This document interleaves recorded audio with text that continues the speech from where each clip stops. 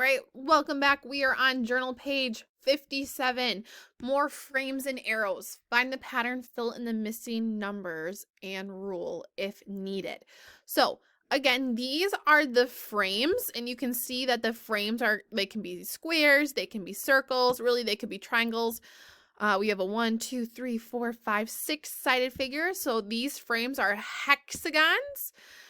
These are the shapes that your numbers go in. So those are the frames, and the arrows tell us our rules, what's going on. So before I use kind of the caret, they're going to have arrows for you. So you can just put your rule on top if you need to help you with that.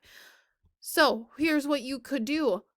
Bum, bum, bum. My rule is to add 5. I see that there's a 10 started. You know what I'm going to do? This is like your arrow is telling you your rule, right? Here's our rule for the arrow, add 5. I could go ahead and put plus 5 on top of all my arrows because that's the rule for my arrow. Do, do, do, do, do, do, do, do. Awesome. You could be filling these in as I go. Okay, 10 plus 5 is 15. 15 plus 5. We know how to count by 5s. 10, 15, 20. This is where we double check our answer. Is 20 plus 5, 25? You bet. Keep filling those in. Oh boy. Look they don't have the rule for us, so you're going to need to fill in your rule. So look at this first arrow. What is the rule for the arrow going to be? 65 down to 70, because I know 70 is less than 75. What's my rule going to be? And then you can go ahead and put that on top of all of your arrows. Fill in the rest of your frames. You must fill in this rule. Good. Multiplying by 1. What pattern do you see? Remember what we do when we multiply by ones, right? 1 times any number is that number. And then divide by 2. Or what do we also know dividing by 2 to be? It's like splitting them in half, right? Half of 48 is 24. Half of 24 is 12. You keep going with that rule. Every arrow is dividing by 2, right? So I could keep going on with all of mine. Okay, you are going to be filling this one in the rest of this page by yourself. Head on over to the next page with me because we still have some more in our math pages before getting to our math boxes. All right, next page. More number stories. For each number story, write a multiplication number model. Use the question mark. Oops, I don't have my drawing tool. Use the question mark to show the unknown number. So our answer we do not know yet. Make an array on the dot grid to match the story. Solve, write the unit with your answer. You must include the unit. Look at that unit. It's reminding you. Mrs. Kwan has 4 boxes of scented markers. Each box has 10 markers. How many markers does she have?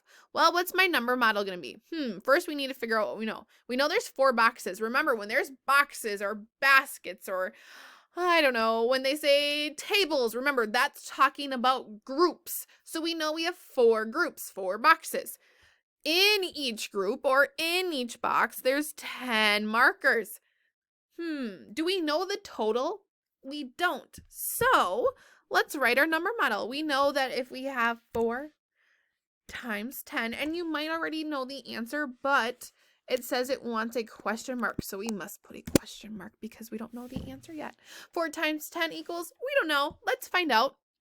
So I have 4 groups, so I'm going to make 4 rows. 1, 2, 3, 4. Good. How many are going to go in each row? 10 markers. Remember, I have to count this as my first marker. 1, 2, 3, 4, 5, 6, 7, 8, 9, 10. Good. I would like you to make these X's. It's just harder on the computer. But make sure they're nice and neat. Good. Okay. And then we would put 10 in the rest of our rows. And then, how many do we have? Well, once we have our array, what number do we know how to easily count by? Do we know how to count by 4s better or 10s? We know how to count by 10s better. So how many times are we going to count 10? Well, 1, 2, 3, 4 times, right? Count 10 4 times with me. 10, 20, 30, 40. Good. My answer is 40. So you should have 40 in here. You should have your whole array drawn. But what is my answer missing? Oh, the units. It says how many markers does she have? She has 40 markers. Good. Make sure we label it. I'll help you read the next two, but I want you to try them on your own. This one says, Monica keeps her doll collection in a case with 5 shelves. On each shelf, there are 7 dolls. How many dolls are in Monica's collection? Remember, for your number model, you must have a question mark. Use a question mark for the unknown. So you're going to have a question mark up here. Do I know the total?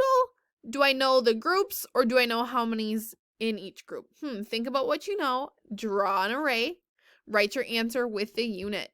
Number 3. During the summer, Jack mows lawns. He can mow 5 lawns per day. How many lawns can he mow in 9 days? We know there's 5 lawns per day, and we know that there's 9 days. Do we know how many groups? Do you know how many are in the groups, or do we know the total? Remember, have a question mark in your number model. Draw your array. And write an answer with the unit, right? It's asking how many lawns. All right, when you have completed this one, send a picture to your teacher and then head on over to the Math Boxes walkthrough.